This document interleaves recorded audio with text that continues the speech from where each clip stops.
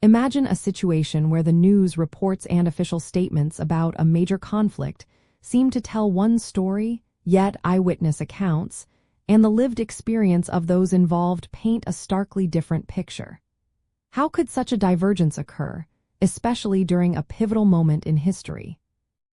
Official statements regarding the Vietnam were frequently diverged from the actual situation on the ground because of political imperatives to maintain public support, optimistic military reporting, and a fundamental misunderstanding of the conflict's nature. This pervasive difference between what was said and what was truly happening became famously known as the credibility gap. The primary reasons for this disparity stemmed from several interconnected factors. There was immense political pressure within the United States government to consistently project an image of progress and eventual victory, which often led to the selective presentation or outright distortion of information. Military reporting systems, focusing on measurable but often misleading metrics like enemy body counts, frequently failed to capture the true strategic realities or the resilience of the North Vietnamese and Viet Cong forces. Furthermore, a deep cultural and political chasm between American leadership and the Vietnamese populace meant that the true drivers of the conflict were often misunderstood or willfully ignored, leading to strategies that were inherently flawed. To better understand these discrepancies, one must critically analyze the sources of information from that era.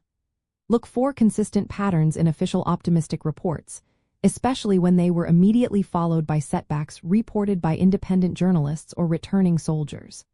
Pay attention to how terms like pacification or attrition were used in official briefings versus their actual impact on villages or enemy strength.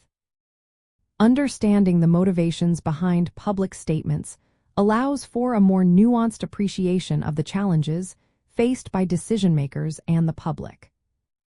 A key example of this gap was the military's emphasis on the light at the end of the tunnel narrative, especially just before the Tet Offensive in 1968.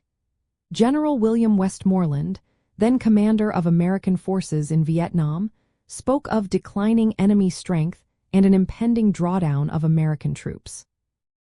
However, the coordinated, widespread attacks during Tet demonstrated the enemy's enduring capability and caught both the public and military leadership by surprise, starkly contradicting prior assurances. Ultimately, the significant differences between official statements and the reality of the Vietnam were eroded public trust, challenged governmental authority, and reshaped the relationship between the media and the state. By recognizing how information can be shaped and presented, we gain a deeper historical perspective, helping us to more critically evaluate narratives and understand the profound impact of truth and perception during times of conflict. If this history moves you, like, subscribe, and share your thoughts below.